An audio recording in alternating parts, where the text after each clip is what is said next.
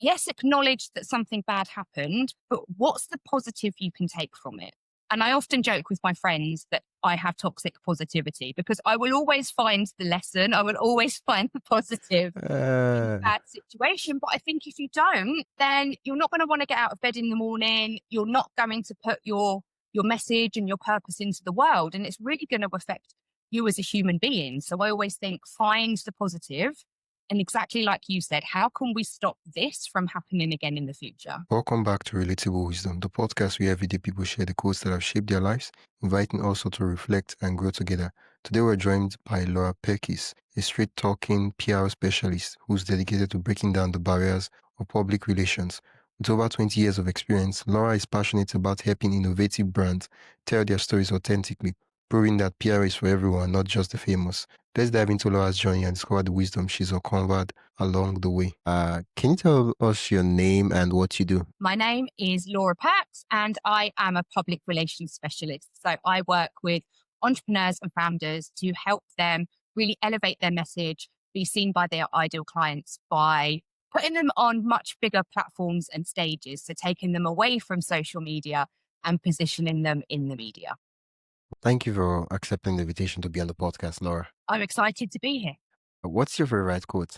So my favorite quote, and I've heard that one of your recent guests actually had the same quote. So it's obviously very popular. Wait, But for wait, wait. me, You listen to the episode. Wow, what's the odds that the episode you actually listen to is of the same quote? Because when I saw that, I was like, yeah, this is going to be a fantastic conversation. yeah, really interesting how different people have different perspectives of it. So my quote is things don't happen to you, they happen for you.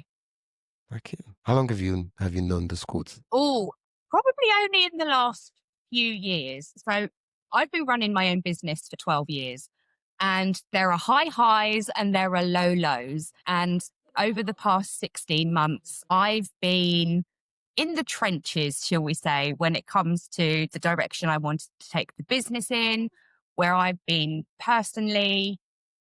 And, you know, when you run a business, when times are tough, it can be really easy to fall into the habit of blaming other people. You know, clients are terrible. This person's not very nice.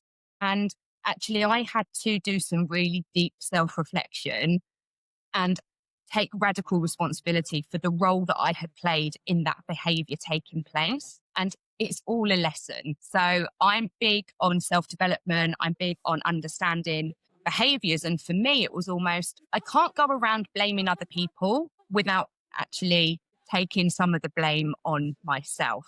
But then I see it as Wow. a gift. It's a gift for growth, for learning, for evolving. So that the quote, things don't happen to you, they happen for you. I love it because it just makes you flip the script internally of, yes, it was a bad situation. However, you have learned this one big lesson or these three baby lessons that you can then take into your life and business going forward and also learn and grow from. So I never think anything that happens is bad, but it often happens for a reason to teach us a lesson. What's the first instance or occurrence that happened where, so like, I just want us to go for the very first moment you came to the realization of the quote where, something happened and then you're like, ooh, and then the quote made sense and everything connected and like, wow, yeah. It was probably last year because I'm not going to refer to them as bad events, but a kind of catalogue of errors happened in a small time frame. I'll steal that phrase, catalog of errors.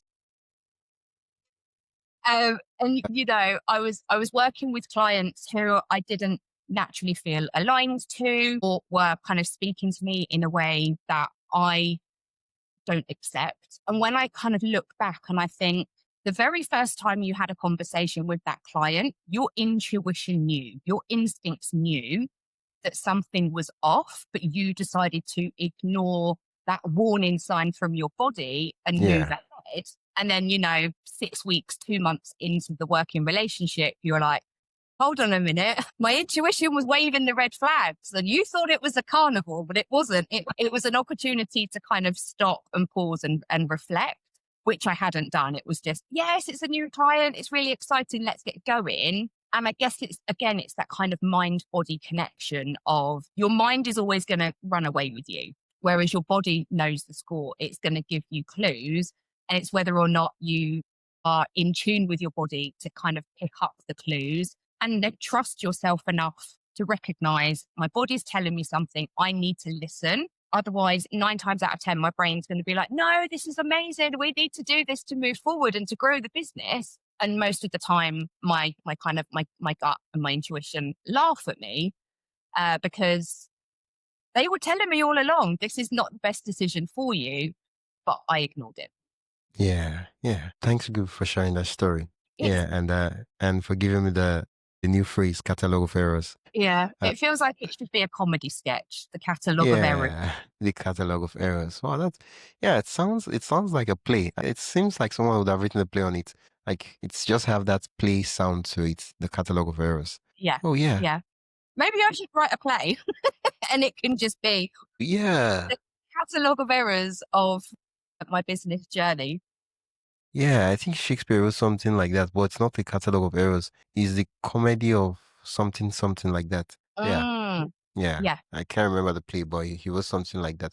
Okay, this quote is a very bold quote, right? Things happen for you, not to you. It's a very bold one. It's one of those quotes that it's very controversial in the sense Mm, that it's a dividing quote. Once you put it out there, it's just going to divide. People will be for or against it. There is no I don't know. Yeah. And for mm, me, I want to ask you, and I really want you to like tell us, right? What has been that moment where you had a situation where it felt hard to apply that quote mm. at a point in time? I would say, so I had a situation several years ago when I was relatively new within my business. I Okay. worked with a client who ended up, Yeah. Just for context, sorry for interrupting. No, you keep mentioning business and business. I'm curious, and I know my listeners are curious. What business are we talking about? so I run a public relations agency. Okay. So I'm kind of working with different clients from different backgrounds in different industries. Wait, is public relations the same thing as PRO? Yes. Yeah. Yeah. Yeah, you nearly threw me off track. I was like, what's public relations? Does she work for the government? I know. Sorry. I Yeah. often use the full word public Yeah. relation because, Okay. PR can be, in fitness, it refers to like personal record or again with the government, public records. And it's Yeah. like not, not involved in Yeah. either of, Yeah. but Okay. yeah, PR. So yeah, helping people kind of become more visible and share their message to more people. Okay. So I'd worked with a client, let's just say 10 years ago, and the relationship didn't end very well. They ended up defaulting on their payments. Ooh. Yeah. Which at the time I took as a lesson.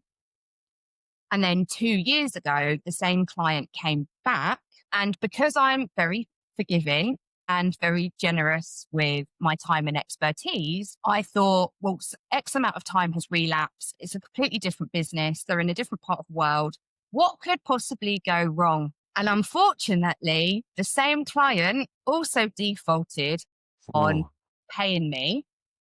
This time it felt worse because I had a team. So it wasn't just me and my time I Yeah. was losing out on. I was then paying for the team to support me. So it felt like it felt much more personal than maybe it should have. And that's when I realized I allowed that to happen. I didn't question enough why the behavior had happened all those years ago. And I probably wasn't concerned enough. Let's take a quick pause. If you're enjoying this conversation and want more thought-provoking ideas straight to your inbox, join the Relatable Wisdom email list. It's free, quick, and filled with bite-sized insights, inspiring quotes, and behind-the-scenes reflections from our guests. Just head to relatablewisdom.com/join. That is relatablewisdom.com/join, or tap the link in the show notes. And hey, subscribing to the podcast helps more than you think, and it's free. So if you haven't already, hit that follow button wherever you're listening. All right, let's get back to the conversation. Or asking enough questions to make sure that it wasn't going to happen again. So when it did happen again, there's a phrase, isn't there? Fool me once, shame on you. Fool me Yeah, twice, for me shame on twice, shame me. on me. Yeah. And it was Yeah. like, wow, okay, yeah, this is absolutely 100% my problem. I should never have said yes. I should have asked more questions, shouldn't have been so trusting. And the thing is, they're really positive qualities of mine that I don't want to just throw in the bin because I've been burnt by one client. still want to have trust with clients. I still want to build a beautiful relationship with clients. I don't want Yeah. that to stop me still having those same qualities moving forward. So I thought this is 100% my responsibility and I've got to take ownership and accountability for it. And it's, you know what, it's hard. It's like really difficult to admit, actually, I could have stopped this from happening, Yeah. but I hadn't. So I would say that was, 2 years ago that Yeah. happened. I want us to like really get something from what you just shared, right? The thing about life happening for us and not to us is that for most persons, when life just happens, they don't sit down and ask themselves, what's the lesson to take from what just happened, right? Now, that those persons, they're actually good. People who don't even learn any lessons, their case is good. And you see why I'm saying that. Because there are people who they sit down, they reflect, and they learn the wrong lessons from what actually happened. Now, when things happen, people say, "Oh, I'm sorry," and I'm like, "Okay, yeah, it's good to apologize. It's good to feel sorry and all that, right?" But for me, I'm not concerned about that. I'm like, what can we do to prevent this stuff from happening again in the future? There has to be a plan because, yeah, I know you're apologetic. Yeah, that's nice.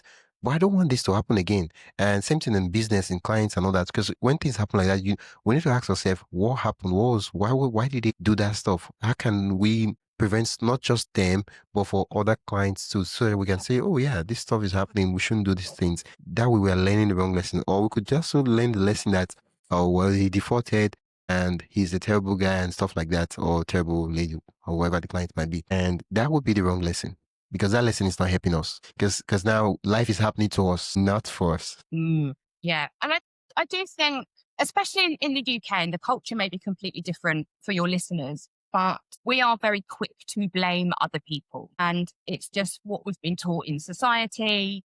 We haven't been taught to take responsibility for our own actions. And since having my own business, the one thing that I've really focused on, unintentionally to begin with, is my self development and the understanding of what's my purpose in the world and how am I behaving and what is triggering that behavior, what is kind of manifesting these feelings and thoughts and emotions. And because I've kind of followed this pathway of spirituality, and I know a lot of people are very religious and they follow the work of God, it almost, I don't want it to sound like I'm an enlightened human being because, we're all a work in progress. That's what people who sound like enlightened human beings, that's what they say before they Yeah. sound.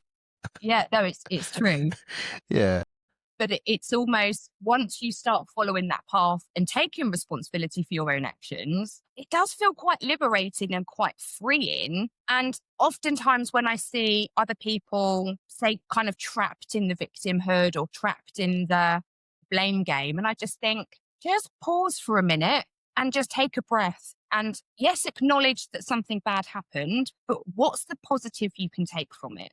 And I often joke with my friends that I have toxic positivity because I will always find the lesson. I will always find the positive in a bad situation. But I think if you don't, then you're not going to want to get out of bed in the morning. You're not going to put your message and your purpose into the world. And it's really going to affect you as a human being. So I always think find the positive. And exactly like you said, how can we stop this from happening again in the future? Yeah, yeah. I think with this quote, we're supposed to write it the way they write disclaimers and what's the word? Terms and conditions, and then in medical terms, they put side effects and all that. That notes that these quotes, if chosen to adopt, would come with and lead to toxic positivity. Yeah, because when you were sharing the issue of people victimhood and all that, it reminded me of I think a story that I get shared on the podcast, and that is two twins, right? They had an alcoholic father, and one it turned out to become an alcoholic, and they asked him, "Why did you become an alcoholic?" He says, "Oh, well, it's obvious. My father was an alcoholic."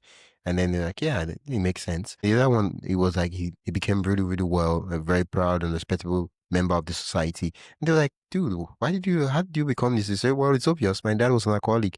Yeah. And now you're like, wait, what's going on here? so it's the game. What game do you want to play? Do you want to play a game that serves you, or do you want to play a game that, doesn't serve you and just ends up, because it's easy to say, okay, my life is terrible because the government is bad. Yeah. I mean, the government is bad, But then what has happened is that you're saying that you have no control and there's nothing you can do to influence the conditions of your life. Absolutely. And one of the biggest lessons I've learned over the years is we all have a choice. We can choose to become a product of our environment. We can become alcoholics because our parents were, or we can choose not to because our parents were. It's almost knowing that we have the freedom to choose, again, is really difficult and a bitter pill to swallow, because it's like, wow, actually, I'm in this situation because of the choices I made. And once again, radical responsibility. Not everybody wants to say, Uh, yeah, okay, I'll take the blame. It was all me. It was all me. And obviously, everything impacts our choices in life, from, the government, society, family, the environments that we live and work in.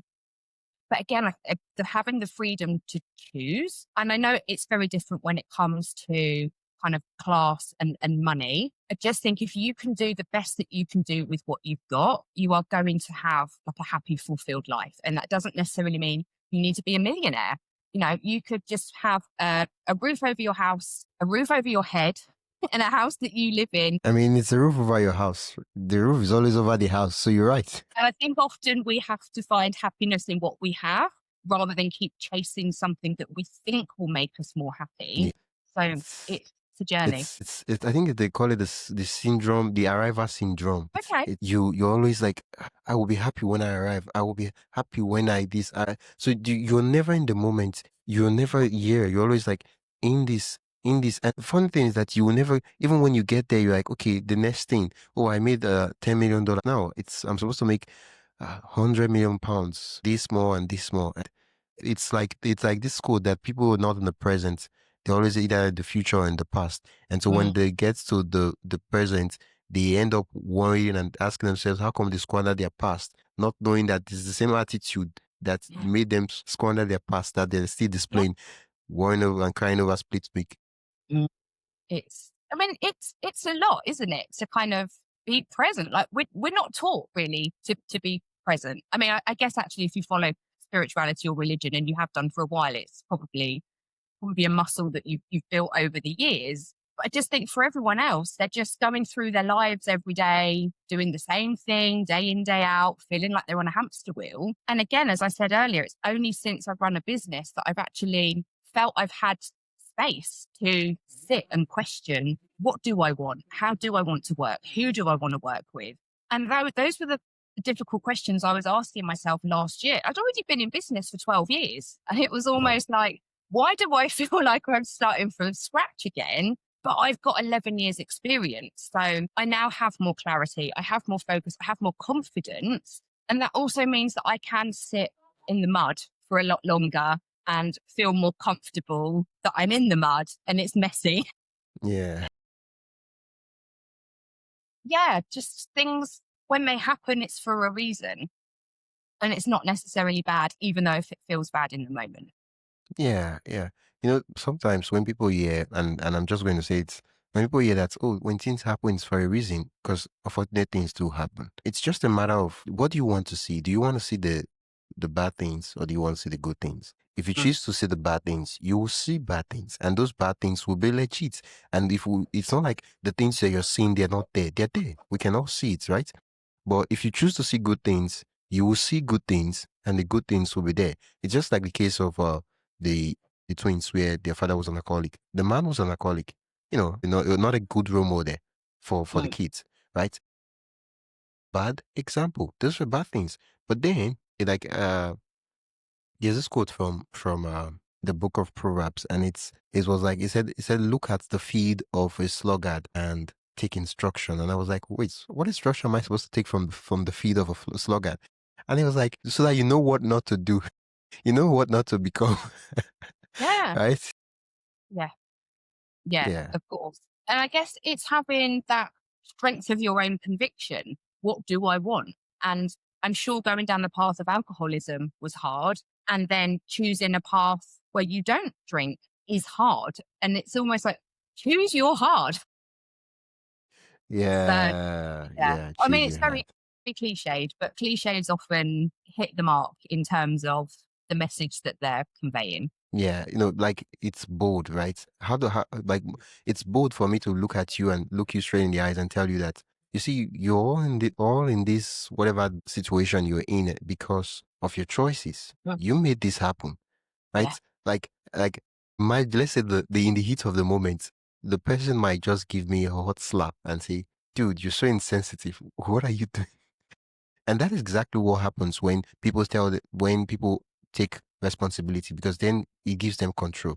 Because the truth of the matter is that whatever you blame has control over your life. So if you blame the government is the one controlling your life. If you blame the weather is the one controlling your life. But if you're like, I mean, I didn't know better. I didn't make the right choices. I had limited information to make the right choices. I wasn't informed. What happens is that, like, oh, I'm in control now.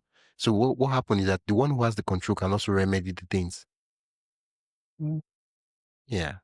Yeah, so true.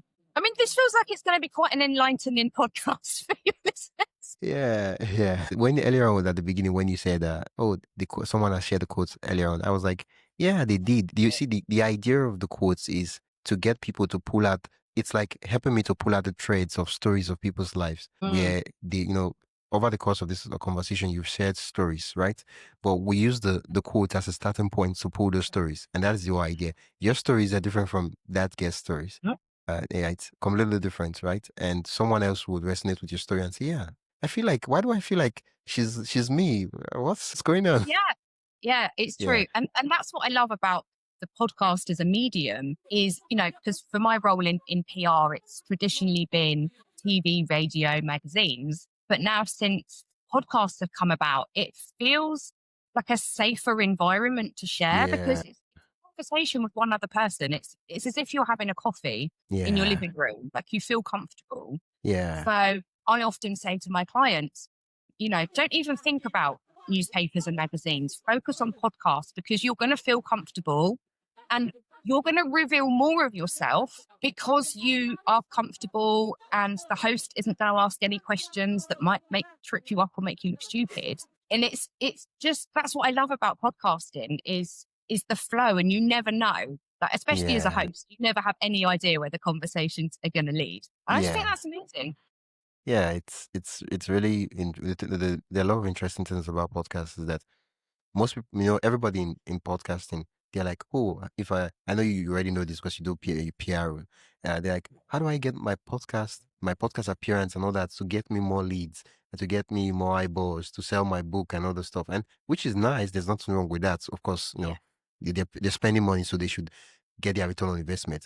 But for me, I like to see the other way around. And I'm like, if Mm. I want to dominate any industry, for example, let's say the public relations industry in the UK, for example, right? What would I do? I'll go to all the public relations podcasts and have conversations with all the people that have podcasts on there. And guess what? I might not get anybody to listen to me, right? But with having this conversation with all these guests, I get to build relationship with all of them, and so they know me. They're like, yeah, when they mention my name, Wisdom, like, yeah, I know that guy. I had a conversation with him on public relations. The guy, he seems like a guy who knows his stuff.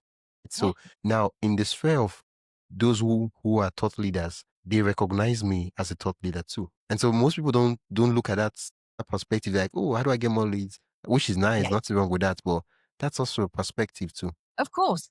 Yeah. Yeah, It's opening it's opening doors to people you would never ordinarily meet walking down the street or yeah, at a networking meeting. And you never know where a conversation, you never know who is listening or where they're listening in the world, or actually the situation that they're experiencing when they hear your podcast. And it could be one tiny sentence that you've spoken that completely changes their outlook, and it shifts them into kind of taking action and moving through whatever's happening for them. yeah, No, I think we're really lucky actually to have yeah, technology that we have available to us that, yeah, you and I can have this conversation. You're in Nigeria, I'm in the yeah, UK. We're using the computer as the connector. It's brilliant, the opportunities that we have now to connect. yeah, yeah. Thank you so much. I'm just looking at the clock and I'm noticing that I'm going over the time. Where can my listeners I noticed you mentioned earlier on that you have a podcast called What is Public Relations? Yes. Okay. So Now tell us a yeah. little bit about it, like, yeah. So I've been in the PR industry since 2004. Ooh, It's wow. a very long time. And it has transformed over the years and it has evolved and it's grown. But for a lot of small business owners, they still believe it's for big brands with a big budget, or they have to be an influencer or famous to be featured in the press. And I'm like, absolutely not. The press want to champion diverse voices. They want to put newcomers on their platforms, because as long as they are helping their readers or listeners, the press just want to put you out there. So for me, I'm only one person. There's only so many people I can influence on social media or in the DMs or over email. Yeah. And I just thought, well, if I create a podcast, then I'm showing up, I'm recording the content, it's going out to whoever needs to hear it. I've then also got audio clips and video clips that I can then use as social media content. And it allows me to have conversations with other people about what kind of public relations means to them. Or in the series that I've got coming out at the minute, I'm speaking to different people. So I've spoken to somebody who does numerology. I've spoken to like a visibility strategist. I'm speaking to somebody else who does like neuro-linguistic programming. And it's almost not focusing so much on PR, but the things that stop people from tapping into their potential, the things that are holding people back from being interviewed on a podcast or being quoted in a newspaper or magazine. So it's almost all the different topics that feed into PR that I think are going to reach people at the right time and just get them to think a little bit differently. Yeah. Is the aim. Yeah. If you want to listen to Laura go deeper and more into PRO and all the things that's related to public relations, go check out our podcast. It's called What is Public Relations? And I think that's the full name, right? Yes, it is. Okay. What is public relations? And do you have a website where people can also check out the? I do, yes. So Okay. it is prwithperks.com. And I will spell perks because people always get it wrong. So Okay. it's PERKES. So Ooh, yeah, I PR did with get that Perks. wrong. Yeah. Yeah. People either miss out the E or they're like, oh, is it Perkes? It's not, but actually it makes me laugh when people say Perkes. So if it's easier to think of Perkes for the extra E, fine by me. Yeah, I'll be sure to put the link in the show notes, and so you can either just type it on your browser or just click on links and go directly to the website. Thank you, Laura. It's been an absolute delight chatting with you. No, thank you. It's been a really interesting and enlightening conversation. I hope your listeners have really enjoyed it. Yeah. When I heard you talk about public relations, I'm like, wow, such interesting collaborations we're going to have over the course of I don't know how long that will be, but yeah, I was just excited. Brilliant. Thank you so much. You've been listening to Relatable Wisdom, and I've been your host, Wisdom Okonkwo. You've been listening to the podcast where every story, quote, and insight helps you see life a little differently. If you enjoyed today's episode, follow the show on your favorite podcast app and share it with someone who loved the conversation. For more inspiring voices and timeless wisdom, visit relatablewisdom.com. Until next time, keep living, learning, and collecting wisdom that matters most to you.